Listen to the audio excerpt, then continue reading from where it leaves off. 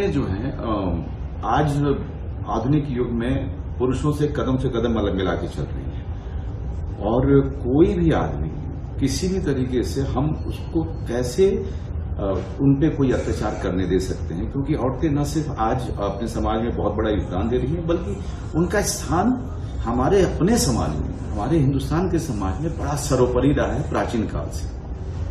और अगर औरतें सुरक्षित रहेंगी तो परिवार भी सुरक्षित रहेगा।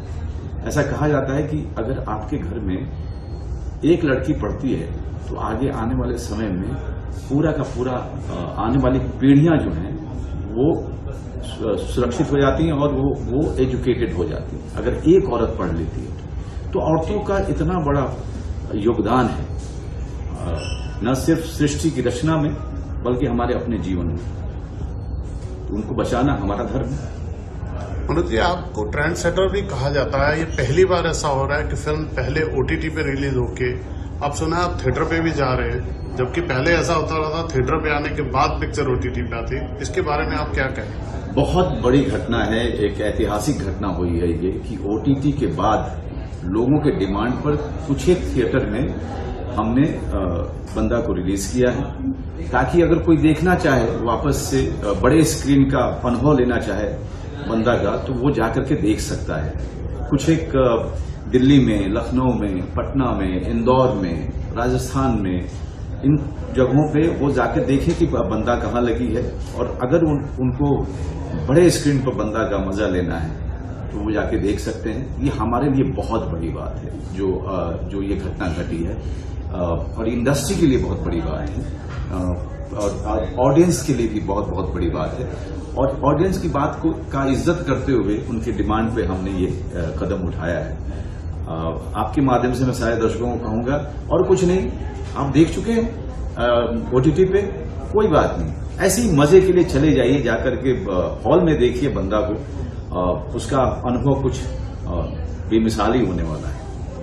Thank you sir, thank you. Reaction है, कैसा रिस्पांस आपको मिल रहा है? मेरे ख्याल से बंदा जिस तरीके की सफल फिल्म हुई है, जो मुझे बताया जा रहा है कि किसी भी ओटीटी प्लेटफॉर्म पे इतनी ज्यादा सफल कोई फिल्म, जो ओरिजिनल फिल्म आज तक नहीं हुई है। और जिस तरह से डिमांड है लोगों की, और लोग सिर्फ एक बार नहीं, 4 बार, 5 बार, 10 बार, कितने सारे तो आ रहे हैं कि वो 10 बार देख चुके हैं।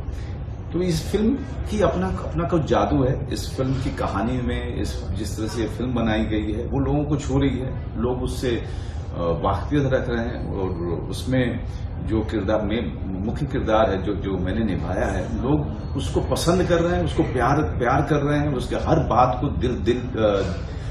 दिल से पसंद कर रहे हैं। तो ये कुछ अजीब तरीके का एक चीज हुई है। किसी पत्रकार ने कहा ये एक फिल्म नहीं है, ये एक पूरा आंदोलन बन चुका है। तो ये इस तरह के रिस्पांस मिल रहा है मुझे। आपके नाम के साथ टाइटल रोल चिपक जाता है, बोलते भीखू पात्रे, सरदार खान, निशिकांत तिवारी, अब सोलंकी जी। कितना खास पाते हैं आप सोलंकी को? ये देखिए, अच्छी बात क्या होती है कि जब आप एक एक्टर की कोशिश ये होनी चाहिए कि वो किरदार बन जाए। और हम ज्यादातर समय में क्या करते हैं कि हम अपने आप से इतना प्यार करते हैं कि हम किरदार नहीं बन पाते हैं, लेकिन किरदार अगर बन गए तो फिर लोग आपको उसी तरह से याद रखते हैं। और जो अभिनेता के लिए सबसे बड़ी बात होती है वो सबसे बड़ा कॉम्प्लीमेंट है।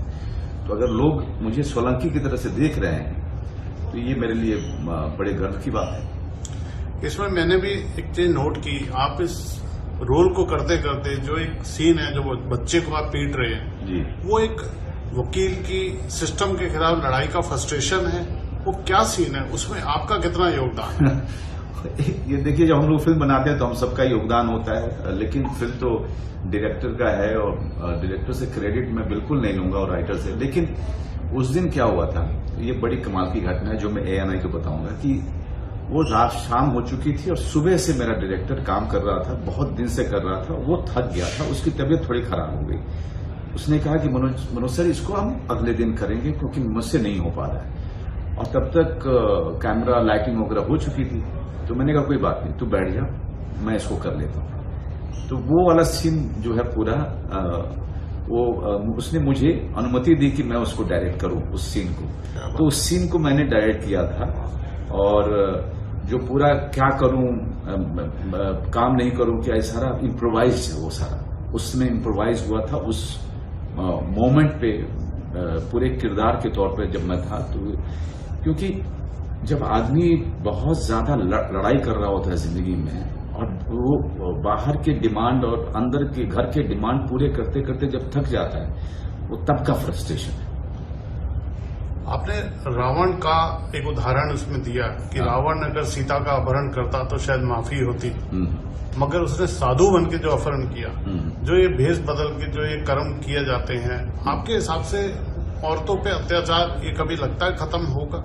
देखिए, जो बच्चों पे, औरतों पे जो जिस तरह से उनका हैरेसमेंट और उनका शोषण हमारे समाज में एक कहें कि ये लगातार बढ़ता ही जा रहा है, ये इसका कहीं तो कोई अंत होगा, और अंत तभी होगा जब हम सब लोग सजग हों इस बारे में। और सजग कैसे होंगे? हम एक क्रिएटिव आदमी के तौर पे हम अपना पहला स्टेप ले रहे हैं कि हमने एक फिल्म बनाई और एक लोगों को जागरूक कर सकते हैं सिनेमा के द्वारा।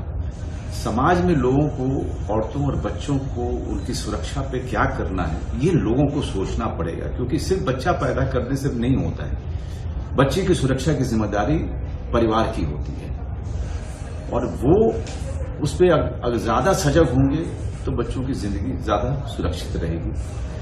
औरतें हमारे शास्त्र